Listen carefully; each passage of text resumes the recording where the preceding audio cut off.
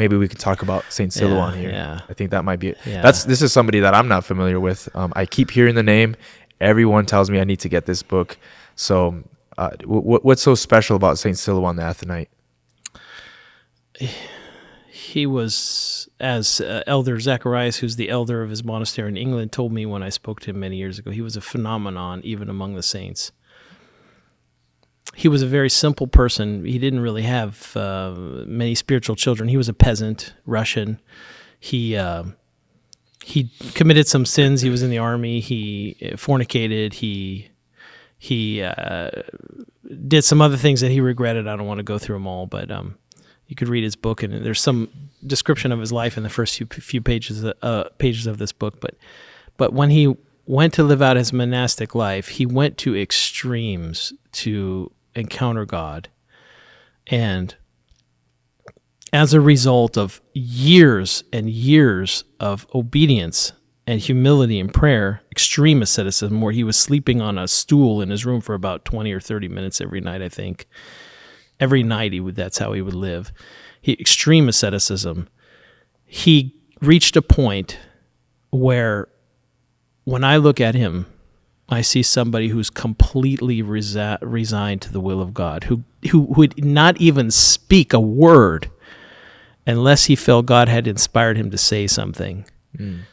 There's a complete submission, a complete surrender of his human will to the divine will, which is so extreme it reminds me of Christ, who said, "Not my will, but yours be done," and was obedient, as St. Paul says, even unto death.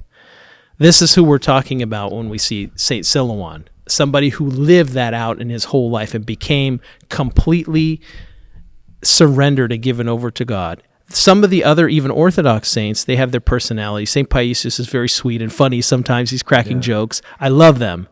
They're sweet. But when I look at St. Silouan, I see somebody who he has totally surrendered himself to God. And he's like untouchable. There was a theologian, a priest monk in Greece, who wrote a book called Hymn of Entry. And in this book, he's describing St. Paisius, but I think it applies to St. Silouan. He says, you cannot reach him. If you try to strike him, your blows will not reach him. He is further than the further stellar worlds. He's further than the cosmos. He is somewhere else. You cannot touch him. You cannot reach him. And this is what when I see pictures of him, there's a few pictures of him in black and white, I see somebody that is beyond our reach, he's no longer subject to the laws of this world. He's with God. He cannot be touched anymore. And his spiritual child, part of the reason this is so important is because his spiritual child was Saint Sophrony, who was a brilliant Russian artist, absolutely a genius. And he learned from him. He was one of the few spiritual children that Saint Silouan had. He learned from him, and then he had to leave Mount Athos to go to France, where he had studied before, to write down, to publish the saints' writings.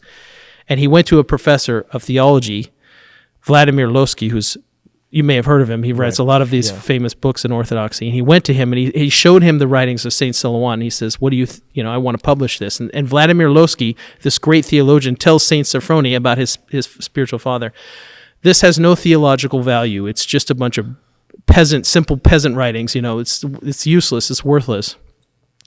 So in order to respond to what he had been told by Vladimir Lossky, Saint Sophrony wrote the first half of this book, 2/3 of it perhaps, in which he explains in very profound terms the meaning of St. Silouan's theology and the value of it. And so he gives us a recapitulation of the entire Orthodox tradition. He talks about the nature of sin. He talks about the will of God. He talks about humility, the prayer life, hesychasm, all these things we talk about. He explains them in detail in the context of his spiritual father. And that's why this book is so important, because it speaks to modern man and explains all these mystical things that we talk about in a very practical way. And he was such a brilliant man that he was able to articulate them in words as much as possible, again, as our saints do. And we only know about Saint Silouan because of Saint Sophrony, correct? Correct. Okay. Yes. Wow. Yes.